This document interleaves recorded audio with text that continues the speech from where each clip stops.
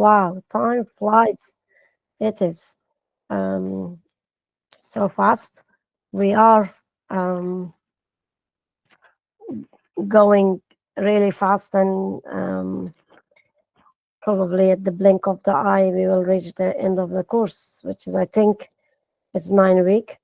But I'm happy to do an extra week if there's need to be. But otherwise, I think they're planning 9 weeks.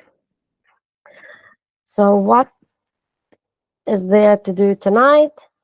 I will give you one more examples of paraphrasing. Let's see. The homework that you did very well. There were some students who have been regular, they dropped out, but then I had a couple of other students who have started sending me from previous weeks, so that is good. As you've noticed that I have returned back to my full-time job. I am busy, but do my best to provide you feedback. So if you still find time, keep on working hard, keep on sending. Just one thing I ask you is please make reference to which week you are sending. Some students do, some students don't. So capturing your marks in a table that I have created and all the other instructors, it would be good to put your marks into the correct week. That would be big help. And so after paraphrasing, I will get back to where we started, and we continue this week with integrated essay writing, where I will give you a reading article and with the professor's voice and examples and your homework. And if you have any questions, I'll be at your service. So let's just look at the very first slide, and that is an examples of paraphrasing. So this is going to go only on as one slide, and I am going to see who wants to read this slide. Okay, shall I? Azad, your hand is up, so I'm going to give it to you. But once you read, please put your hands down so then I can keep track of who's next and who's next. Okay. Inshallah, everybody will have time. And I think Ms. Faroar, you're going to be next. Then Malalaya Azad is going to be next. Okay. And one more, I can see the hands is up. And Safiya Sadat. And then Farid Ahmad, inshallah. Go ahead, please. Okay, thank you. Well,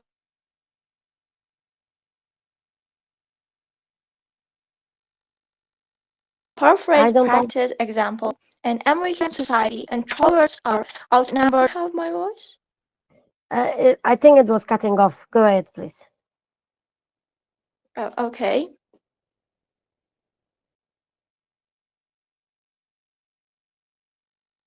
You can start. Result, they must develop extra coping skills early in life because they will be apt to act like the rest of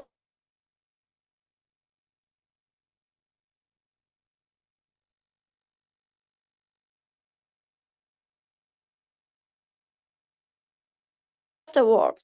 The introvert is pressured daily, almost from the moment of awakening. Pressure introverted students by announcing that 1/3 of your grade will be based on classroom participation. From Otto Kuger and Janet M. Thusen, Type Talk, the 60 personality type that determine how we live, love, and work. New work, Dell Publishing, 1989. And Thank you very much. I had difficulty. I think the internet might have been having issues. but the screen is presented to everybody, so I'm hoping that others were reading. I'm going to share the next slide, and I think I gave it to Ms. Farrar Siddiqui. So this slide is an example of that paragraph that we just that was read to you. It is being paraphrased. So can you please read this slide? Salaam alaikum, teacher. Well, Well, as Shala read that, well, I didn't get very well because her voice was breaking. But still, cutting should off. I read this one? Yes, it doesn't matter. Just read your slide. Yes. Possible response. There are many more extroverts than introverts in America. This puts a lot of pressure on introverts to fit in and be like everybody else. Even in school, teachers add to this pressure by making class participations part of the student's grade. Consequently, introverts have to acquire additional skills to deal with these pressure or Okay. So thank you very much. So this is a very simplified, a very simplified paraphrase the information that was on the previous slide. So the next slide that I'm going to be presenting is going to be read by another student. Whoever was online, start please. Sure. Possible response, preferred style. In America, there are more extroverted people than introverted people, about 3 times as many. This means that introverted individuals have to learn extra ways to handle things when they are young because there is a lot of pressure on them to act like everyone else. Every day, starting from the moment they wake up, introverts feel pushed to fit in and be like the people around them. Even in classrooms, teachers may unknowingly put pressure on introverted students by saying things like part of your grade depends on how much you participate in class. This information is taken from the book Type Talk, this 16 personality types that determine how we live, love, and work by Otto Krieger and Janet M. Tucson, published in 1989 by Dell Publishing. Thank you very much. Now I want to po- point out to you that when you are reading an article and you are reading a paragraph or reading from a book, and some part of the task is that you've been asked to review it, or obviously by review it means we are paraphrasing.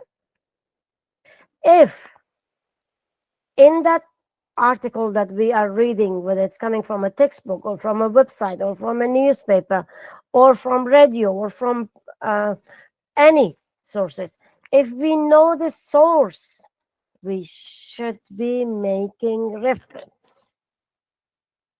Now, I'm emphasizing because not many of you did for your homework.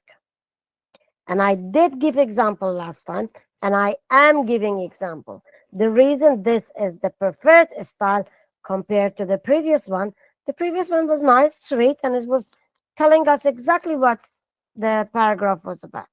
However, it was lacking some detailed information, and most importantly is that it eliminated the reference.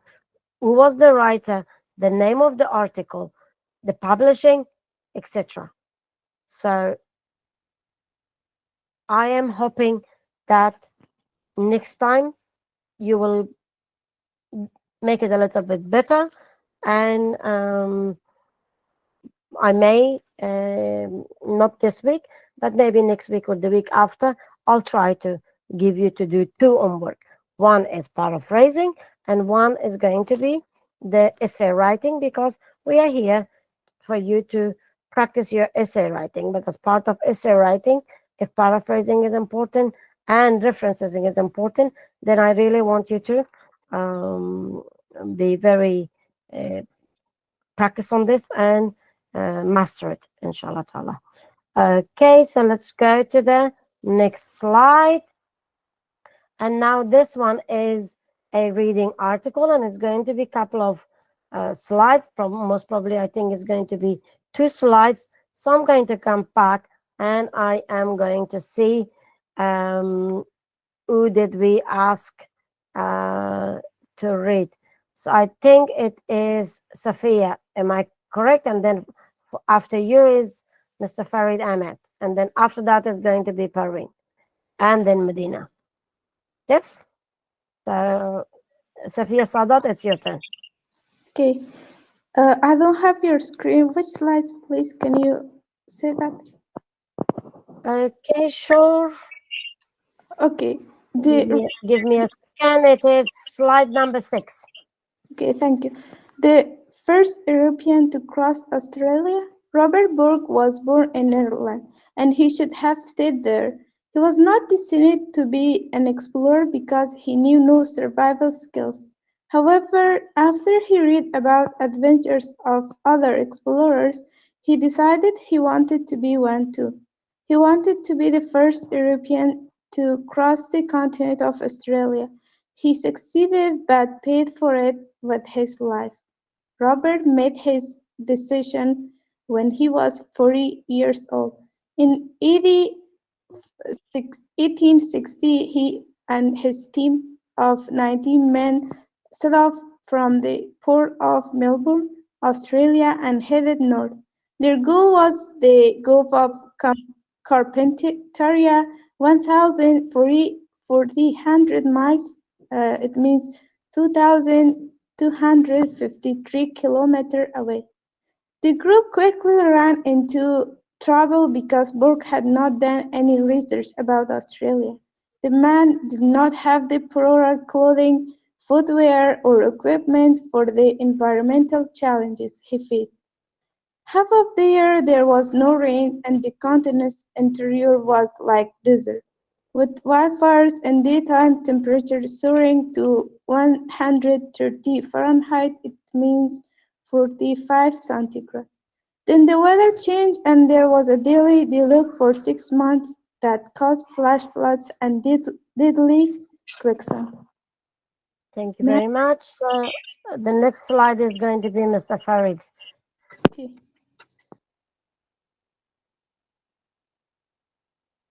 Slide number 7. Okay. In the name of Allah, simple essay, the third fated expedition of Robert Burke, a tragic tale of exploration. This one, Mr. Farid, no, you're reading slide number 7.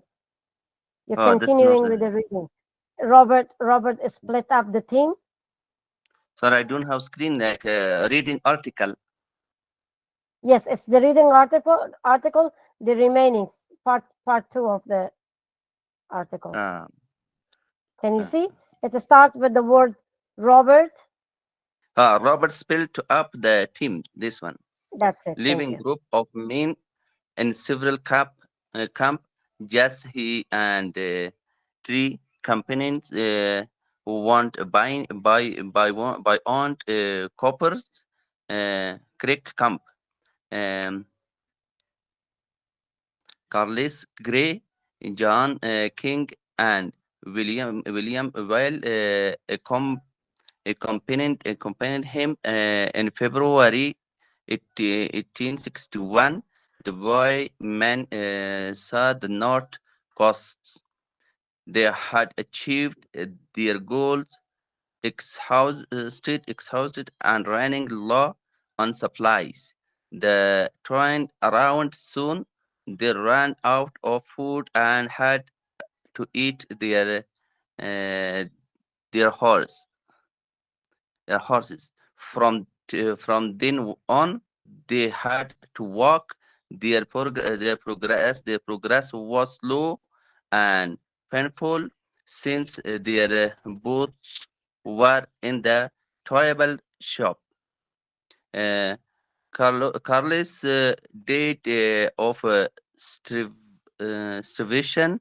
At least the trio of survivors struggled into Copper's Creek Camp and Colpost. The rest of their team had left just hours, but the men the men were too weak to follow. Robert and William died when native Australian camp opened the camp. They found John barely alive and nursed him back to health. Simple, easy. Thank you. So sorry, I can't see the That's it. screen Thank you. very well. That's it. Thank you. That was your job. So this one is going to go to the next person. So let's see who wants to. So this was the reading article, and your class fellow read them to you. So now I'm exposing you to an essay. How should we write from a reading article and rephrase it? All right. So this is one more examples of rephrase, and I am going to give it to Hidayatullah. So could you please read slide? I'll give you the number. I just want everybody to have opportunity, not just one. So you are reading slide number 8, and slide number 9 is going to go to another students. This is a sample essay, and it starts with Robert Burke. Yes, teacher. First of all, I hope you are doing well. I Thank can't you.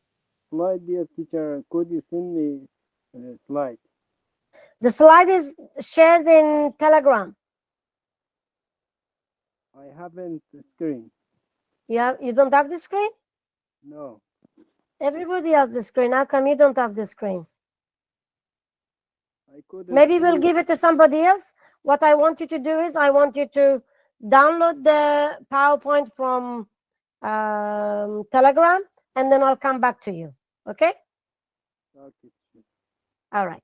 So let's go to Parveen. Yes, I'm here. So if you can read it, please. Yes. In the name of Allah, simple essay, the third fated expedition of Robert Burke, a tragic tale of exploration. Robert Burke, a native of Ireland, embarked on a perilous journey that would forever eke his name in the annals of exploration history. Born far from the arid landscapes of Australia, Burke's audacious dream of becoming the first European to traverse the continent proved to be a fatal pursuit. While his ambition was commendable, his lack of survival skills and inadequate preparation for the challenges of the Australian wilderness ultimately lead to a tragic end. At the age of 40, Burke, inspired by the exploits of other explorers, set out on a daring mission with a team of 19 men in 1860. Departing from the port of Melbourne, this destination was the Gulf of Carpentaria, an ambitious 1,400-mile journey through the heart of the Australian continent. Should I Thank you very continue? much. I think I'm going to give it to another students. Thank you. So let's give it to Rabia.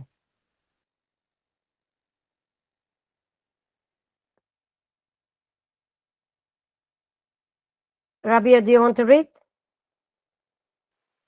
Yes, ma'am. Sorry, I think that I unmuted myself, but I hadn't.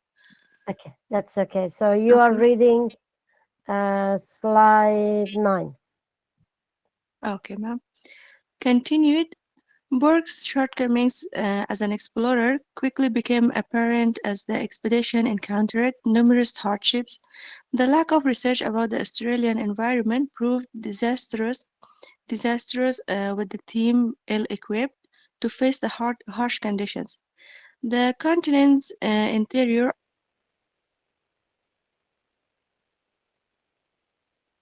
often resembling a desert, presented challenges such as wildfires and scorching daytime temperatures reaching 113 Fahrenheit, 45 centigrade.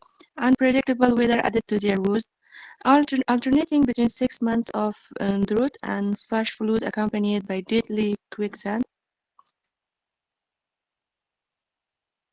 Fateful decision to split the team, leaving groups in various camps while he and three companions ventured further. The weary men, battling exhaustion and dwindling supplies, finally glimpsed the north coast in February 1861, marking the realization of their goal.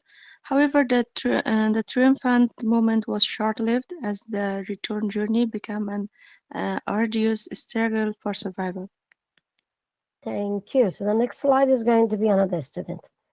So slide number 10, and I am going to choose. Okay, I think Hidayatullah, you're back. Can you read this slide, please? Yes, dear teacher. Okay, so go ahead, please.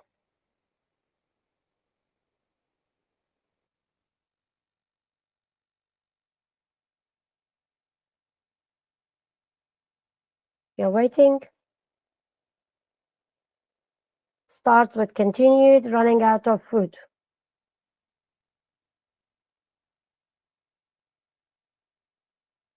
We don't have your sound. Please unmute yourself.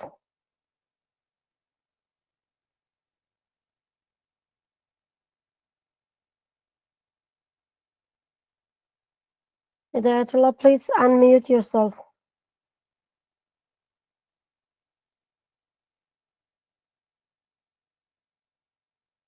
I will have to give the opportunity to somebody else so the time is not going to be wasted. Can you unmute yourself? Could you hear me? Now we can. Go Okay. ahead, please. Okay. Running in the name of Allah. Running out of food.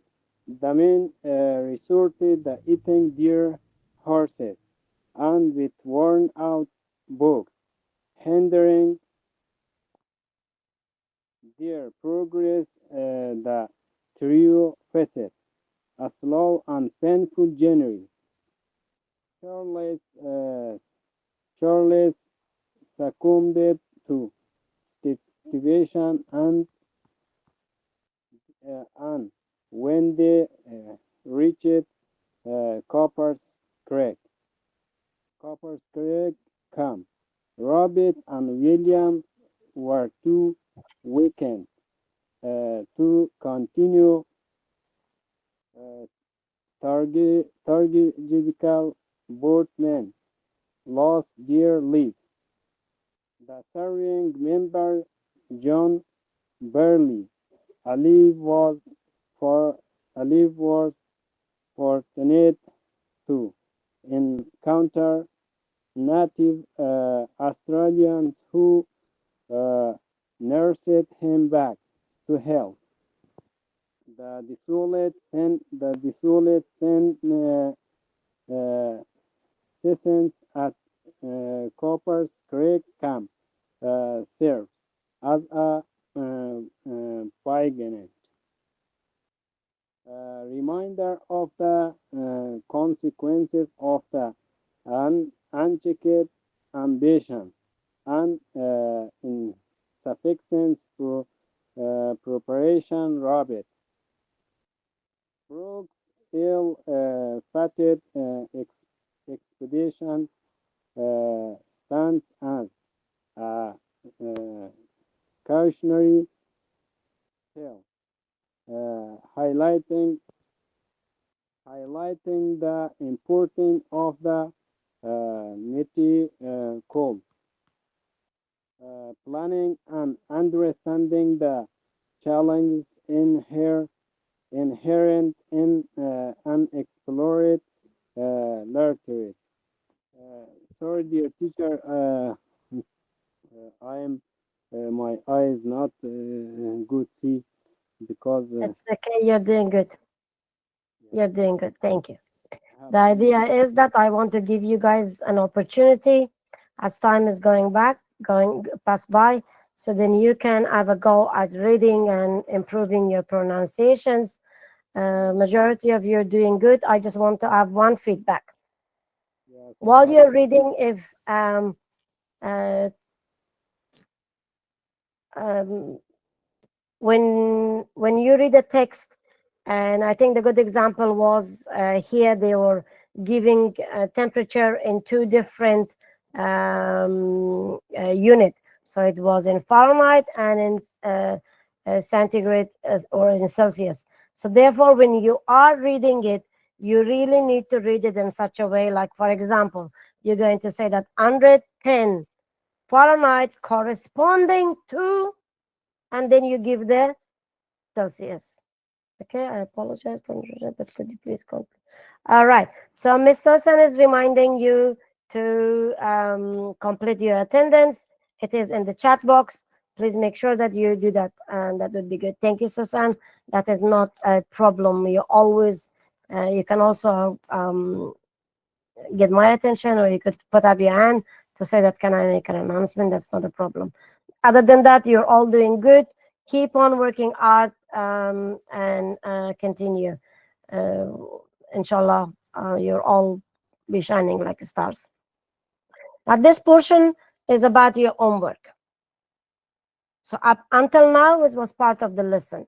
What we did was I gave you um, a short paragraph, and then gave you two examples of paraphrasing.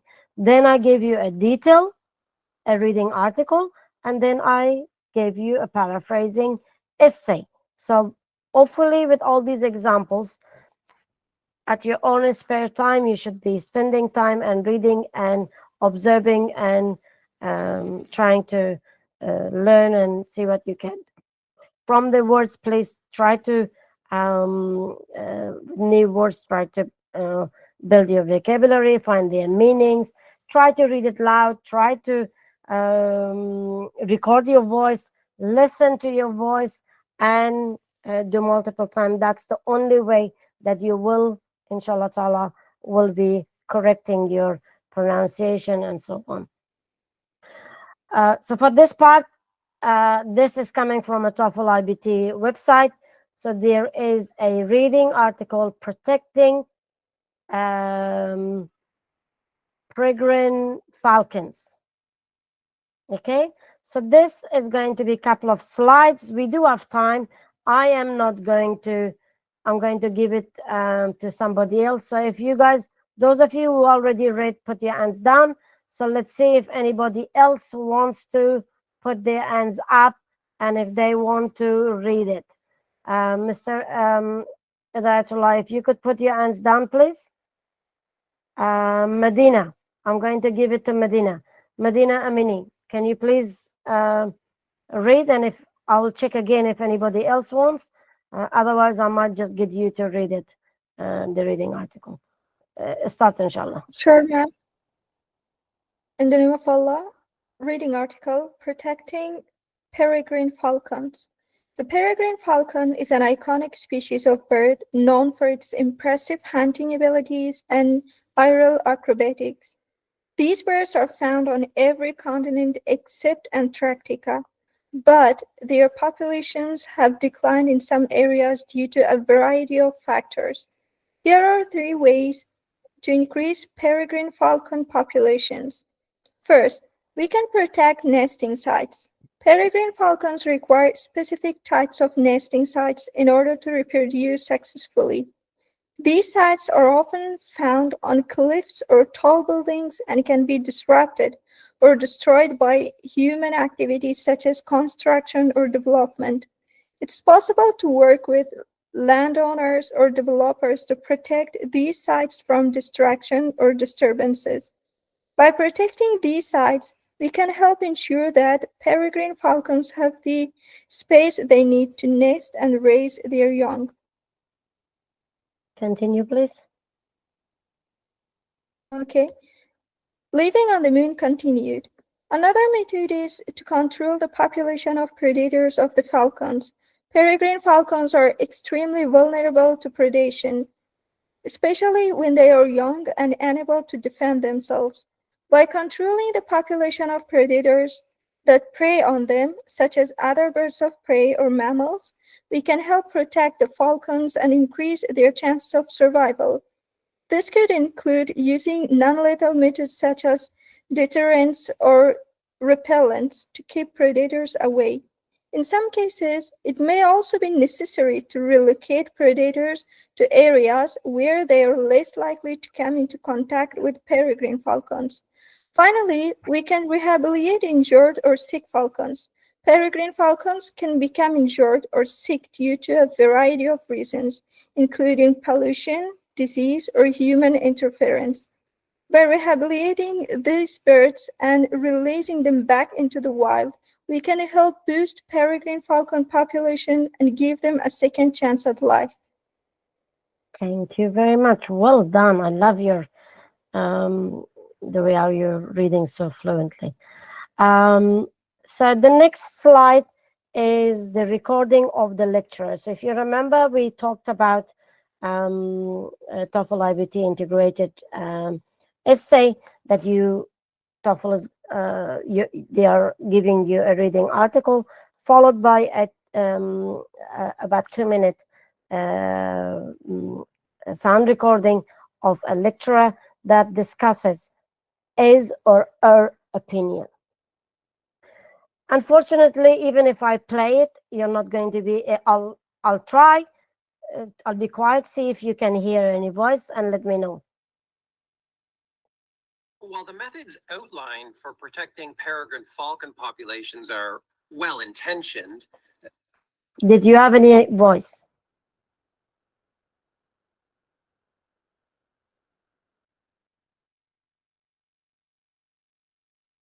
You did? Oh wow, that's brilliant. Okay, I'm going to play it. Listen, please. they may not always be effective. Here are 3 potential challenges to the usefulness of these methods. First, while protecting nesting sites is crucial, it can be difficult to identify and secure these sites. In some cases, the nesting sites may be located on private property, which can make it very difficult to gain access and implement protective measures. Additionally, peregrine falcons are known to nest in urban areas, which can make it challenging to balance their needs with the needs of humans. As a result, protecting nesting sites may not always be the best approach. Next, there could be unintended consequences of controlling the predators. Controlling one species of predator may lead to an unpredicted increase in the population of some other animal, which may also prey on peregrine falcons. This means their action could end up hurting the falcons even more. This could make it difficult to predict and control the overall impact of this measure. Lastly, rehabilitating injured or sick peregrine falcons can help individual birds, but it may not have a significant impact in the long run. This is because it's an expensive and time-consuming process to help even just a small number of birds. Not only that, but other factors, such as habitat loss or pollution, may have a greater impact on peregrine falcon populations than injuries. As a result, rehabilitating injured falcons may not be very useful.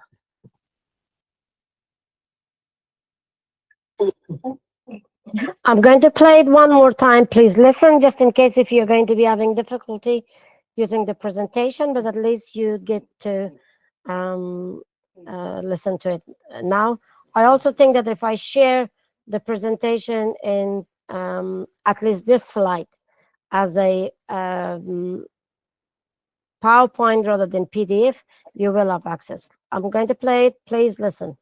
While the methods outlined for protecting peregrine falcon populations are well-intentioned, they may not always be effective. Here are 3 potential challenges to the usefulness of these methods. First, while protecting nesting sites is crucial, it can be difficult to identify and secure these sites. In some cases, the nesting sites may be located on private property, which can make it very difficult to gain access and implement protective measures. Additionally, peregrine falcons are known to nest in urban areas, which can make it challenging to balance their needs with the needs of humans. As a result, protecting nesting sites may not always be the best approach. Next, there could be unintended consequences of controlling the predators. Controlling one species of predator may lead to an unpredicted increase in the population of some other animal, which may also prey on peregrine falcons. This means their action could end up hurting the falcons even more. This could make it difficult to predict and control the overall impact of this measure. Lastly, rehabilitating injured or sick peregrine falcons can help individual birds, but it may not have a significant impact in the long run. This is because it's an expensive and time-consuming process to help even just a small number of birds. Not only that, but other factors, such as habitat loss or pollution, may have a greater impact on peregrine falcon populations than injuries. As a result, rehabilitating injured falcons may not be very useful. Okay. So your homework is that you need to read the article, Protecting the Peregrine Falcon, listen to the audio recording, and write a 280 to 300 essay in your own words. Please don't copy. I did. You don't need to worry about the sample essay. I removed the sample essay. I'm going to ask you guys to write it and submit it to my email. Now, just want to give you an hint. We have been covering paraphrasing. So what you need to do is you need to read the article and you need to paraphrase it. You need to summarize how many points there is. And then for each points, you need to summarize it. Listen to the audio again, take notes, and paraphrase that too. Once you have paraphrased, then you should be giving me an outstanding essay this week. No excuses. You've had plenty of experience. You've had plenty of practice. And I am expecting every one of you to submit. And I have a feeling that you're just going to be shining this week. So with that, I'm going to stop.